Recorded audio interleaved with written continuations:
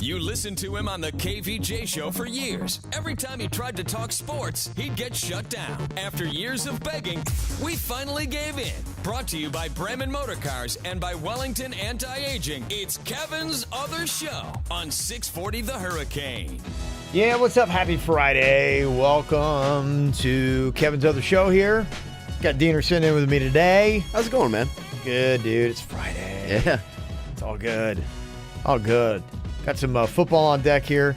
Going to be talking to the Bear from College Game Day. Nice. Chris Felica is going to be jumping in here. Dude knows so much. Like, I thought that you and I knew we can just rattle things off about college football. He makes us look like children. He is the most knowledgeable guy Yeah. on that panel. If you watch College Game Day, Feinbaum's up there too, really knows his stuff, but he's, specifically SEC. Right. I mean, Felica, just what he drops is unbelievable. The Bear is just fantastic. I just sit with that dude, have beers all day, and just talk college football. So It's all off the top of his head. So, yeah, looking forward to having him on. yeah, so we're going to drag him in here. ESPN's got the early top 10 out. They have also dropped a list of the best of the BCS era. Where do your Canes fit into that? Those 2001 Canes. No question in my mind. And I'm saying this unbiased, okay? Because it's hard, obviously, Yeah. because everybody knows I'm a Canes fan.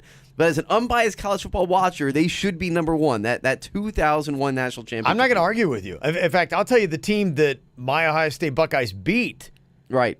is phenomenal too. I mean, Yeah. they clearly, everybody knows, should have won that game. As a Buckeye guy, I know they should have won that game. I'm just going to go with what you're saying. I hear you. You'll get no fight out of me. Canes fans want to fight with me. I'm like going, I get it. Yeah. You would have played that game 10 times. Miami would have won 9 out of 10 times easily. In fact, you could have played that game maybe 100 times, and I think the Buckeyes got the one win that they would have gotten out of 99 times. Probably. I mean, I think that's how unbelievable that is. It should have been repeat champions. Yeah. Yes, And I don't absolutely. want to spoil the list, but that Ohio State team is dead last on their list. Really? Dead last. The worst of the BCS era that was a national champion. I'm not arguing it. Wow. I don't argue it. Well, the BCS lasted, 1998 was the first year, if I remember correctly? 20 years is basically what you had. Yeah. So they're basically number 20 on that list.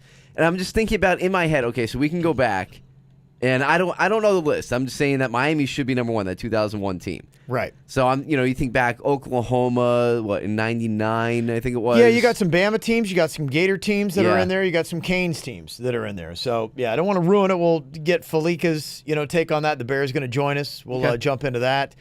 Got to talk a little bit, too, already. Some conduct issues for the Florida Gators. Let you know. That's troubling. Who's in trouble? A little bit troubling. Yeah. Yeah. There's one player in there. If you're a Gator fan, you're like, dang it. So we'll get to that coming up. Going to talk a little bit about Dolphins 2, day 2 of camp. Got a couple things that are coming through. I mean, how much you're going to read into it, anything, but some of the highlights. Tannehill scrambling around today. Said he looked like a jackrabbit.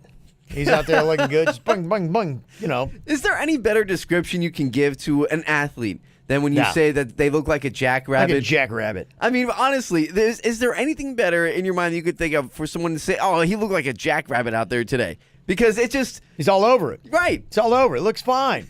Tannehill 2.0, man, that knee brace everybody's talking about yesterday. It's going well. It's already better than last year. Yeah. He got hurt on the first day last year. He's made it to day 2. You're right. Yeah, and I think I think even day 1 he was ginger on that knee, so he wouldn't have lasted long in the season anyway. No. It's probably better he got knocked out when he did what he should have done in the first place and get that reconstructive surgery on it. And now he's all ready to go, and bam, jackrabbit. Now he's a jackrabbit. They should put that on the side of his brace now, is jackrabbit. The thing that's kind of come out of this that I find to be interesting, it doesn't seem like there's any kind of debate that David Fales is the number 2 quarterback for the Dolphins. We just talked about this yesterday. Yeah. I don't think there's any doubt. I mean, I think he's working with the second team. Like, it's Brock Osweiler is the odd man out. Good. He's at least the third string quarterback. And who knows if he makes the cut. I mean, this is something we brought up yesterday when we spoke with John Evanson at CBS 12. Yeah. And we brought up the notion, does Brock Osweiler even make the team in the end? He says yes, but I have been contending this entire time since they signed Osweiler. Dude is garbage. He can't play. He was overpaid when he signed that big contract.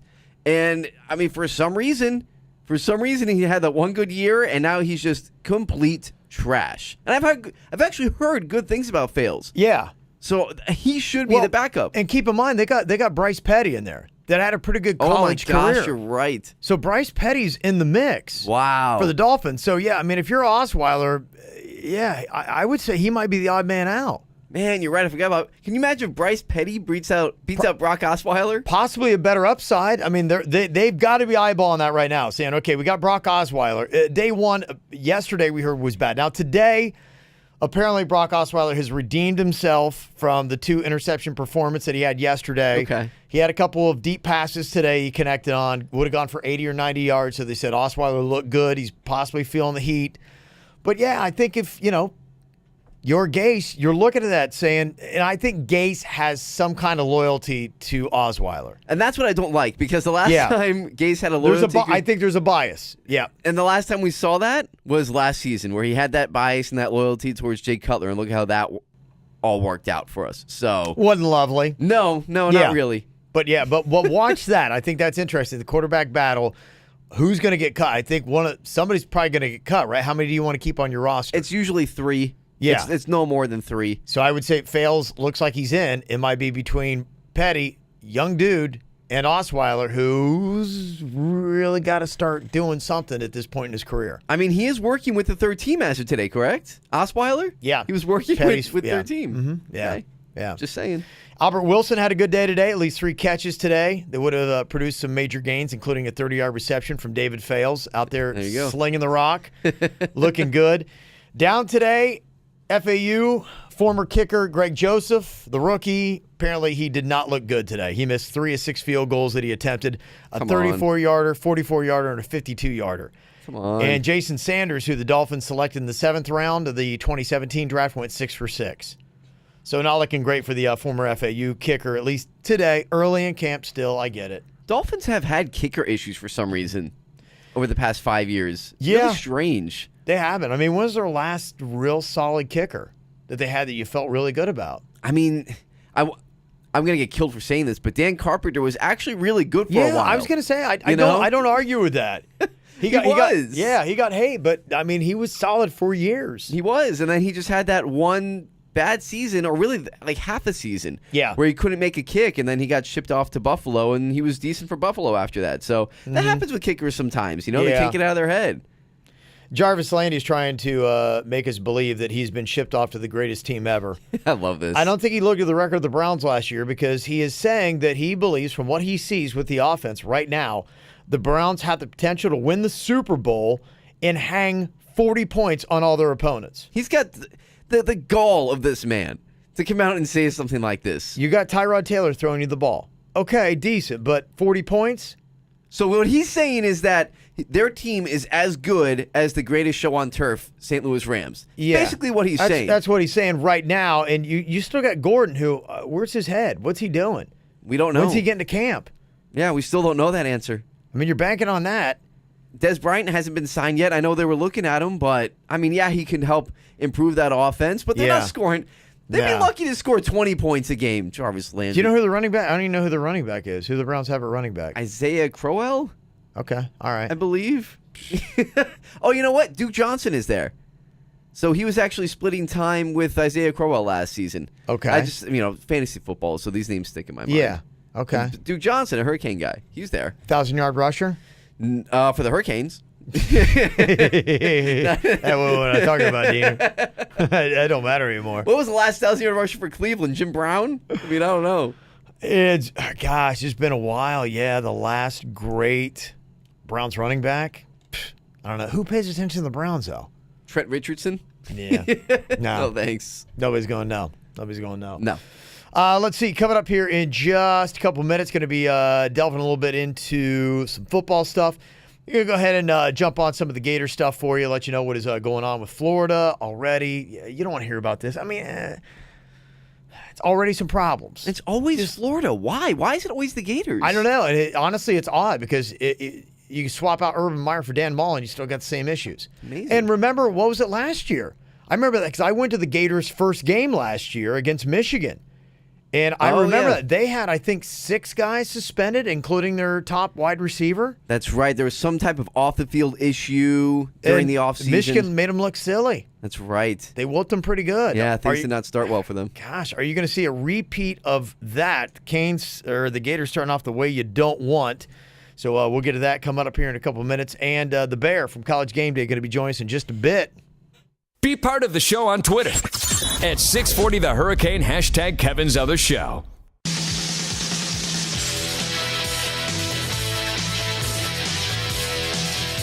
It's the kind of stuff that you just don't like to see if you're a college football fan.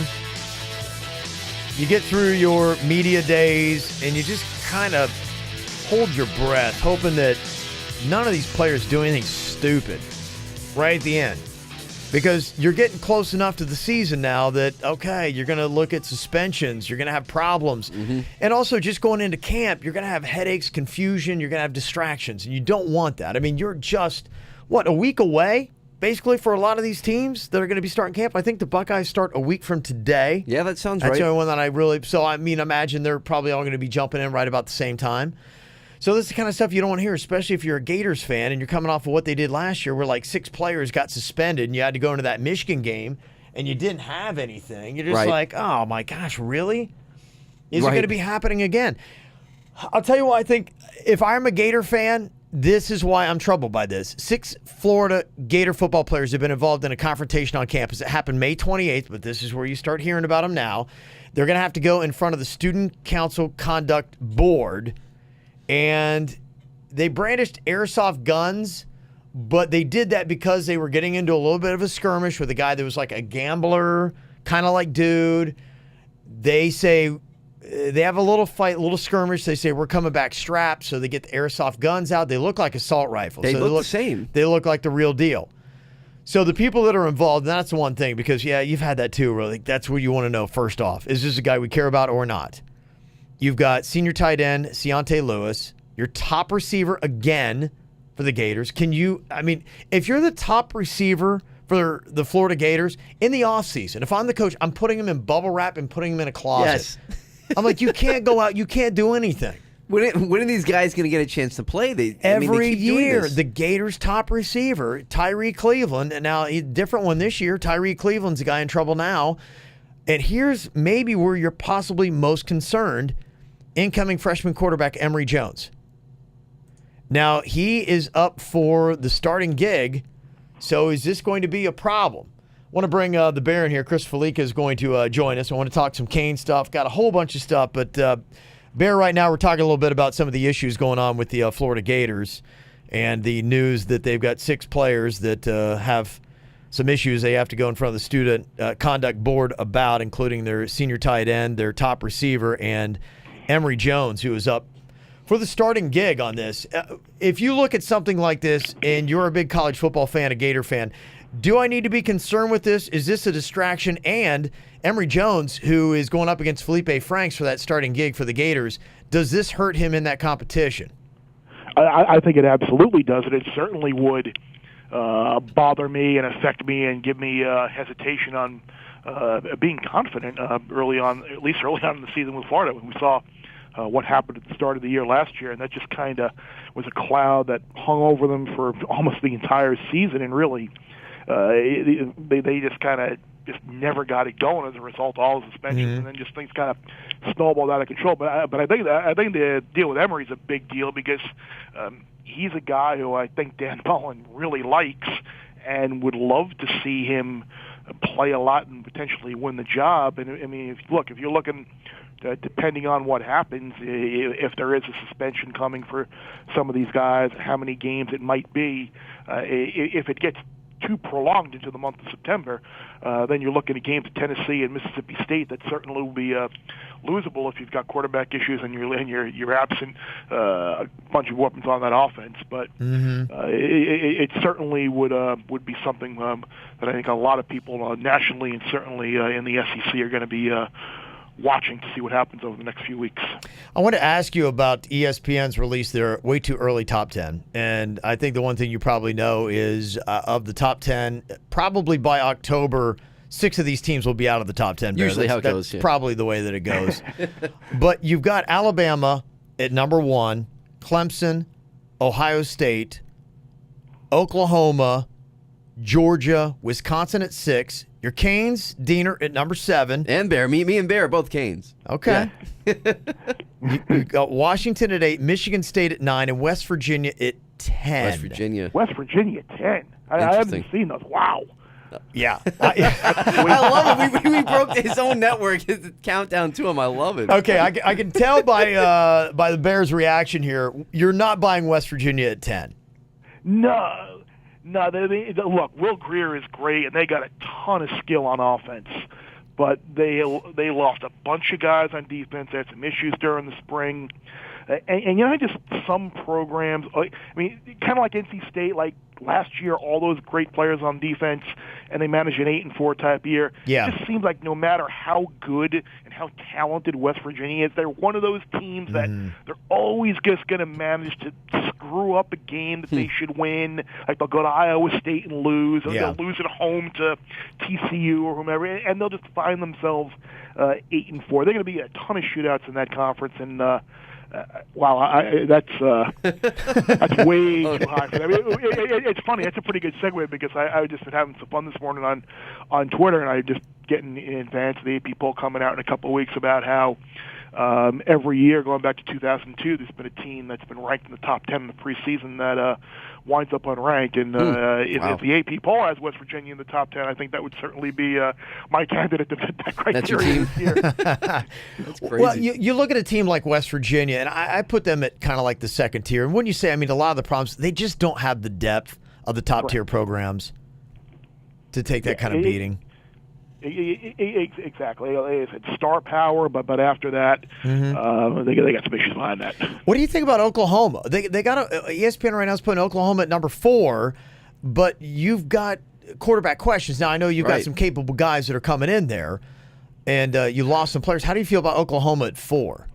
Yeah, I actually like Oklahoma. I still think they're the best team in that conference. So, look, I know they lost Baker Mayfield, and there's going to be a lot of intangibles that come with that, and his ability on 3rd and 7 to scramble and get 9 yards out of nothing's going to be a big deal. But it's not like Kyler Murray is not a highly touted, highly thought of guy. I mean, he's passed up going to play Major League Baseball to be the starting quarterback at Oklahoma this year. And I think Lincoln Riley knows what he has in Kyler Murray. I mean, I don't think offensively the numbers are going to drop off too much. Okay. I mean, maybe there might be a play here or there where you notice Baker's gone. You run down their schedule, and I guess they could lose to anybody, being that they did lose to Iowa State last year. They go to Ames. They've been in games with Texas the last few years. Just looking down the Big 12, though, in terms of talent and skill, and even as bad as their defense was last year, I think they got a bunch of guys coming back, and some injuries that really derailed them in the secondary last year. I think they'll be better defensively, and despite Baker being gone, I still think the Sooners are the team to beat in the Big 12. Do you think Iowa State was a fluke last year, or are you starting to see Matt Carpenter putting together a real program there? No, they were not a fluke last year. They easily could have won a couple of more games as well. I mean, they really should have beaten Iowa last year. That was an unbelievable finish in that ball game that Iowa was able to send the game to overtime and ultimately win in overtime. They had Oklahoma State on the ropes. I mean, it very easily could have been 2 wins or so better for the Cyclones. And I think you saw some signs in 2016 where they were in some games. They just couldn't close the deal. Then last year you beat Oklahoma, you beat TCU, you put some teams on notice, and you start to turn some eyes nationally. I think you go to Lubbock and win in a game that I think a lot of people thought you would have maybe lost there. I like what he's doing. I mean, their defense was much better, I think, than people anticipated last year.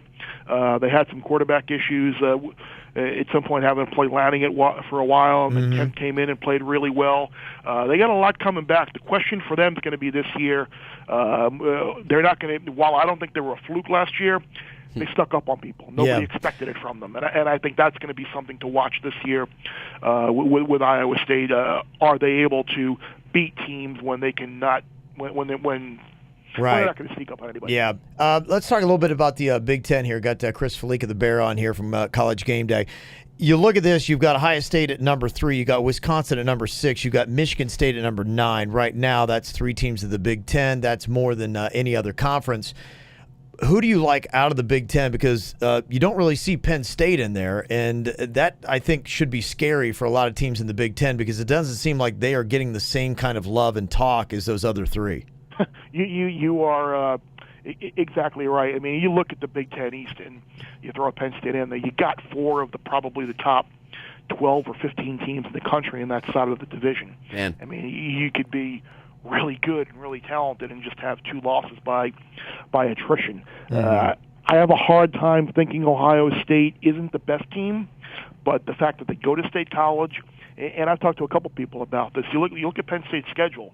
They get Ohio State, they get Michigan State, and they get Wisconsin in State College, and that is a massive home field advantage.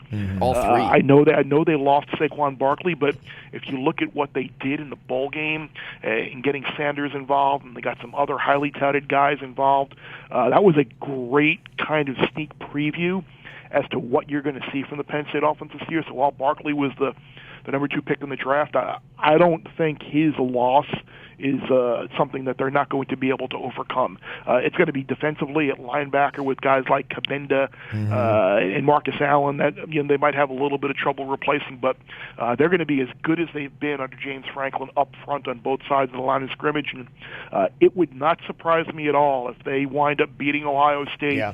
In State College, and maybe they lose. That's the whiteout game. Else. Ohio State cannot play in that. They can't play in that environment. Always Doesn't matter how good it is. I said the other day, I think that is the game I am most looking forward to this year, just to be there in that atmosphere. Are you guys going to be out there? Are you ready to have one circled? They got to. I mean, you look at this. I can't believe Penn State's not in there. I think Penn State is going to be a scary good team, and I think Ohio State's going to win until that game. I think that. Yeah, I agree with the Bear. That could be the game of the year.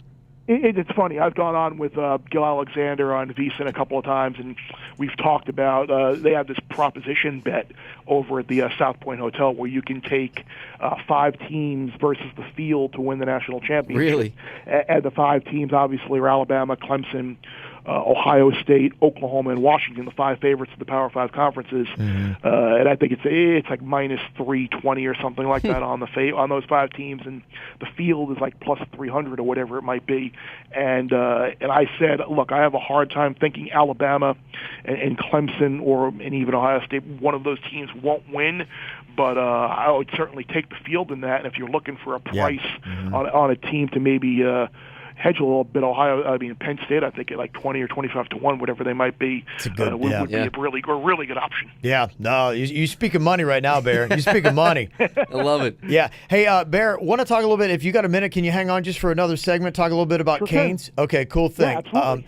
And I want to discuss this, too, because this is a very Canes-Homer type of discussion here. I was waiting for this. Another list that ESPN's got out, the best and worst national champions of the BCS era. There we go. I'm not sure if you're familiar with this, Bear, but I'm quite familiar. I figure he's got something to say about that. We'll get the Bear's opinion on where the Canes fall coming up next. Yep, he's here, too. It's Kevin's Other Show, right here on 640 The Hurricane.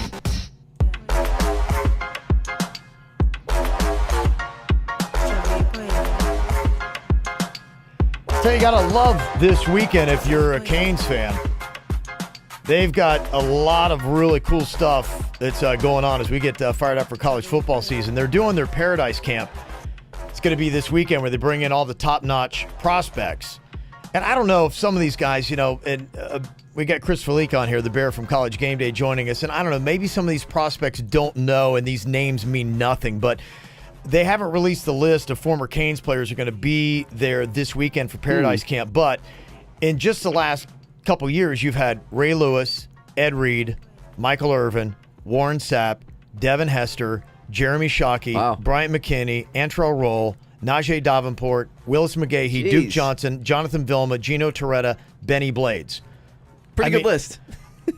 Yeah, I don't know. I mean, Bear, do these high school kids, do those names mean anything to these kids? Or are they like, nice to meet you, Mr. Davenport? Well, I think that you might be just on the edge of where they're being able to remember those great teams of 2000, 2001, 2002, that era.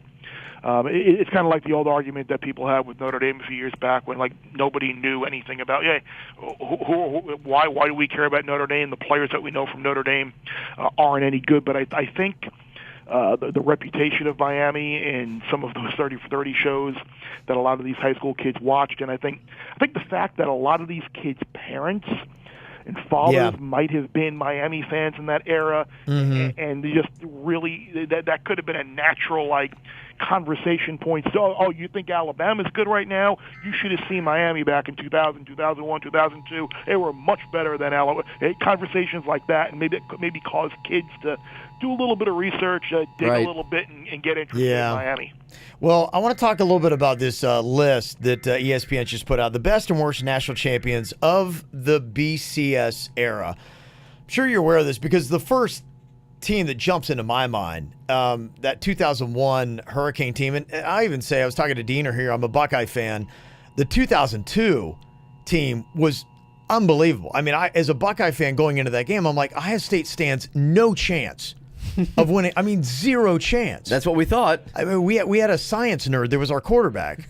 Great Krenzel. Good gosh. I mean, Ohio State barely beat a 4-5 Purdue team. It was the last play of the game it took, and you're like, there's no way this is going to happen. So you can't put that 2002 team in there because they didn't win it, but the 2001 team, oddly enough, ESPN puts it number 3. Now, Bear, I know you're a little bit of a homer. Diener, I know you're a homer, but can you justify this list? Is there any way ESPN got this right? Well, I think what you need to understand with this list is it is a numerical, mathematical type formula that went in terms of schedule and efficiency ratings and things like that. Kind of like the BCS used to be. Yeah, exactly. And I think if you look at Miami that year, you look at their schedule. I think that game against at BC maybe brought them down a little bit, and the fact that some of the teams in the conference in the Big East at the time weren't very good. But I think it's one of those. It's kind of like the conversation we have right now with metrics or eye test. You watch that team play, and they're better than 2000. They're better than 2005 Texas. They're better than 2008 Florida. And I think the fact you know the players, you know the guys that went on to have NFL success. And I was having some fun with this morning because if you talk to Miami fan base, they hate the list. Alabama fan base, they hate the list. Ohio State fan base, they hate the list. And I would just go, everything's prejudiced and biased and an agenda. So I kind of had a little fun this morning just saying, look at this. Texas #1, a clear agenda for the Longhorn Network. CE loves Tim Tebow and Urban Meyer. I told you. That's Florida 2008's up there. Pac-12 West Coast bias. How can USC be number 4? So I was just kind of having a little fun this morning to be like, hey, these lists are made to generate conversation. Yeah, I know. And it's exactly what it's doing. It is, and it is great for that. But I'll tell you, and here's my problem. A couple things. One, the roster on the 2001 Hurricane team, 38 future NFL draft picks, 17 went in the first round. 17 first-rounders. I mean, if you're talking about the greatest team, that's unbelievable. Now, that Longhorn team, Vince Young, unbelievable. Went 30 for 40 in that national championship game. 260-yard in the air, 267 in the air, 200 on the ground, had that amazing play. I mean, that's what you remember. But I saw that Longhorn team play at the Shoe that year. They played my Buckeyes and just beat my Buckeyes in a team that couldn't figure out who they wanted to have at quarterback and wasn't the greatest Buckeye team ever and just squeaked by that. I mean, you can't give it to a team based on one game, and I think ESPN's done that. I think so. And, Barry, you'll probably agree with me in that Miami, they had Hall of Famers, plural, on that team. And look at what Vince Young did in the NFL. Okay, for a couple years. Vince Young was that team. I mean, I'm thinking, Barry, maybe you agree, disagree. I'm thinking that you put that 2000, again, obviously it's hypothetical, but you put that 2001 Hurricanes team against that 05 Texas team, that was an NFL team Miami had. The Miami Hurricane team from 2001, I think, would beat every single team on this list. Yes. Do you agree, Bear? Yes, I agree. I agree. That was, in my years of covering college football, that was the best college football team that I have seen in person, just because, maybe they had a tendency to play up or down to the level of their competition, but in terms of talent, Right. I haven't seen a better team, and don't. I mean, statistically, don't sell that Texas team too short, because that was my initial reaction. But if you look at the overall scheme of things, you beat Ohio State on the road. They did. Ohio State was number 4 at the time, so it was number 4 Ohio State. USC in the bowl game to end a 30-something game winning streak. You beat Oklahoma away from home. I mean, I think they won every Big 12 game by like an average of 30-something points. It's not like that was a terrible team, but I agree in terms of, I mean, Vince Young, Jamal Charles, Derek Johnson, linebacker. Yeah, they were good players, but again, if it were me, if I were ranking team the 20 champions since 1998, Miami would be number 1. Someone actually responded to me, and I think an even better list might be in the BCS, or the championship era, as I will call it, being that the BCS is thankfully kaput. Yes. The best teams not to win the national title since 1998, because whether you're looking at 2002 Miami, 2012 Oregon, 2015 Ohio State, I mean, there were some great teams that probably were better than some of those teams that wound up winning the title. Yeah, no, that is a great argument. I do want to get you some hate tweets before you get out of here, though. So beautiful. I want you to tell me 2001 Miami Hurricanes versus the 2013 Florida State Seminoles. Head-to-head match. Who wins that, and what would you put the point spread at? I'd probably make it, say Miami minus 4.5. Okay. I like that. I was going to say 5, so I'm pretty much right there with you. Okay. That 2013 team, they got it number 4 for the Seminoles, of the greatest of the BCS era. What? They got them at number 4. They've got the 2008 Florida Gators behind Texas, and then the Canes are at 3. That 2013 Florida State Seminole team is at number 4. They set an NCAA record for points in a season, 723. They won their first 13 games by an average of 42.3 points a game. You had the Heisman Trophy winner, and every starter on that squad, plus their kicker, landed on an NFL roster. So that was, arguably a stout team. Not bad. Not bad. I don't know about number 4. No, they were. I mean, I'm glad you ran through some of the statistical superlatives, because they are one of the teams that I think, if you look at the schedule over the course of the year, did they have a statement huge win? They went to Clemson and absolutely annihilated the Tigers. That would be it, and that was an unbelievably awesome performance. And I think that was at a time where the rest of the ACC was in a little bit of a transition. Miami clearly was down, and Louisville was not what they became. So I think they were another team where maybe the schedule wasn't super, but you watched them play, and you knew that they had talent all over the field. Gosh, we wish we could have that video game, the EA game. Oh, right. Yeah, right. Just, simulation. I'd love to watch that. Another vintage Miami Florida State game that would probably come down to the wire. Alabama, their first team they put in there was the 2011 Crimson Tide team at number 6. Is that fair, Bear? 2011 team. So that's the first Alabama team to crack the list. Is that the team of the best national champions of the BCS era? That was a team that would have beaten LSU in the Sugar Bowl, right? Yeah, they held 12 to 13 opponents to 14 points or fewer, and then they beat LSU 21-0 in that national championship game. Team. Nobody wanted to see because it was a rematch. LSU didn't make it past the 50-yard line in that game. Yeah. I remember that. They could have played 8 quarters, and LSU wasn't going to cross midfield. That was one of the more bizarre play calling and offensive game plans I've ever seen to try and attack Alabama. I don't know. That 2012 team, the team that lost to A&M at home, and then it wound up boat racing Notre Dame in the Orange Bowl. That 2012 team was really, really good. It's true. Yeah, they were something. I could be swayed either way on that. I'm not. I'd have to look a little bit closer, but that 2011 team I know was really good. They did have a few offensive limitations, but that defense was ridiculously good. Bear, always love talking college football with you. Could do it all day long. Can't wait for the season to be coming up and watch you on College Game Day. And If you make it down to South Florida very often, are you still living in South Florida? Are you around here? Because we got to get you in studio one of these days. No. Unfortunately, I am in Connecticut, home based near ESPN. But all right. I'm hoping there's a chance that we get down there for both game day and the ABC primetime game for Florida State. Right. So we'll see how the start of the season pans out, and maybe we can make that work. There you go. Chris Felica, thanks so much. Make sure you follow the Bear on Twitter. You have always great takes, man. All right. Yeah, we appreciate it. Take care, buddy. There you go. Stuff, man. Like you said, we can go the whole show with him. Absolutely. Just going college. It feels so good to talk college football again. Dials it in. Got some good stories, including the harassment of Lance Armstrong. Is it fair or foul? We'll discuss next. Can't wait to break down last night's game? Yeah, not. It's Kevin's Other Show on 640 The Hurricane.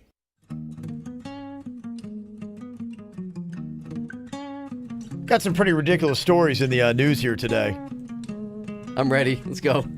Well, I'm going to be going to Wrigley here in a couple weeks checking out a game, so this one got my attention. Oh, nice. There was a fan that was injured when a piece of the scoreboard fell and hit him on the head. Good Lord. Out in the outfield, I assume there. He's must have been in the bleachers, I guess. Yeah. Because they've got that scoreboard, and they still kind of do the old school thing a little bit, where I think there's actually somebody back there that's sliding in numbers. It's like straight out of the 1940s. They're sliding in the numbers. Yeah, I remember I'd seen that last time I was out in the bleachers, but I don't think they've upgraded that. Some places still do that. So, yeah, I guess what it was there was an 8-inch metal pin that's used to hold the score numbers in place, and some bozo dropped it on a 19-year-old kid's head. Oh, my gosh. Yeah, it sounds pretty painful. 8 inches. Luckily, the 19-year-old was okay because he was wearing a plastic bucket on his head at the time. Of course he was. What? Why wouldn't you be? Is that a new thing that they do at Wrigley? I mean, do I need to take a plastic bucket with me and cut out eye holes and wear that? Is that a new thing? He had protection. He knew he was going to be sitting under the scoreboard. I mean, what a godsend that he has it. Yeah. Good for him. So I guess if you're out there at Wrigley and you sit in the bleachers. The only reason I can think of this is, number one, it was maybe filled with popcorn at some point. Or number two. But I mean, if you put the bucket on your head, you can't see. You got ahead of time. Was it over his face? It sounds like it was over his head. And so, I mean, if that's the case, you had to have cut eye holes in. And then did they let you really into the stadium with a bucket on your head? That's what I'm wondering. And if you don't have it on your head, will they let you just even carry it in? Be like, why do you have a bucket? You're going in a couple weeks, right? Yeah. You got to try this. You think I should? Yeah, you should try this. You should go on. I don't know if I want to get stuck carrying a bucket. I don't even be carrying a bucket around people. Why do you have a bucket? Because there's somebody got hit with a bucket. It's very involved. I just want to know why. Kevin's Other Show Twitter. You can go live on there. Oh my gosh, with a bucket on my head. Yeah. Okay. Just throw it away in the stadium. How much does a bucket cost? Not much, right? Buy one outside Home Depot, right outside there in Wrigleyville. Yeah. I just got to know what is going on with the mass transit in South Florida. This is the third case that we got now of somebody jumping on a moving vehicle and then us getting a viral video of it. These have to be copycats now, right? I mean, because that story blew up the first time with that guy in 95 and his magic sandals. So these have to be copycats. We had somebody else that jumped on a car, and this one is on a Broward County Transit bus. There's a viral video labeled WTF is going on in Broward, and that's right. It's a guy that's just holding onto the back of the bus, and there's somebody driving by it like, what is going on? Why are people don't have enough money for bus fare? Is that what it is? I mean, on the cheap, you're like going, oh my gosh, like that $1.25, like it's outside of it. I'm saving so much money. I'm just going to jump on the back of the bus and I'll still wind up there. Maybe it's genius. I don't know. It's like Marty McFly in Back to the Future where he would just attach his... Is he saving money? Is he trying to get on a viral video? Him and Buckethead, I want to know what's going on. Yeah. What's the motivation here for your behavior? The video this morning had 100,000 views. No way. Yeah, that's what you do. Goodness. There's this guy in Arizona. He got released from the hospital from a heat-related issue on Tuesday. It's hot out there, man. So hot. So he gets outside the hospital from one heat-related issue, and he's like, oh, my gosh, it's so hot. It's 109 degrees outside. Yeah. He's like, I can't go right back into the hospital again. Luckily, there's a running ambulance right out front. So away he went. Hopped in the ambulance, took off. That's his plan? Like, that was his plan. Look. There wasn't a bus to jump on the back of, so he decided to get in an air-conditioned ambulance. He was arrested. Of course You're not he allowed was. to do it. Yeah, not allowed to do that. What are you doing, man? This ain't Uber. No, can't do it. Yeah, can't do it. I thought this was great. There's this 17-year-old that broke into a house in California on Sunday. Okay. And he got in there, and he's like, oh, man, like, I want to play Fortnite. Like, dude, Wi-Fi's not working. So he goes in the bedroom. He's like, hey, bruh. Hey, can I get your Wi-Fi password? He woke him up for the Wi-Fi password. They got up, chased him out of the house, and he was arrested. Gotta be kidding me. Oh, That is one of the dumbest people I've ever heard of in my entire life. pretty awesome. He must have. Yeah, he's high on something. You hope. I Yeah. mean, you got to have an excuse like that. You can't be that dumb. There's this guy in the UK that recently crashed a wedding for a little bit of fun. But then apparently he upped his game a little bit, accused one of the guests of sleeping with his girlfriend. The guy's like, what? I don't even know you. And then he went over and bit the groom.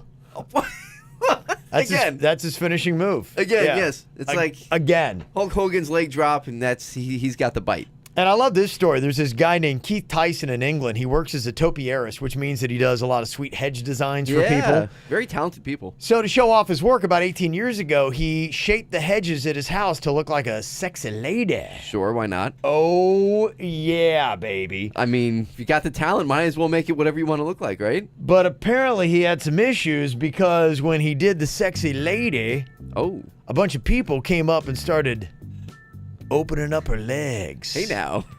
And getting right inside. It's a bush. Well, thank you, Diener, for the assist. You're right. Now you see.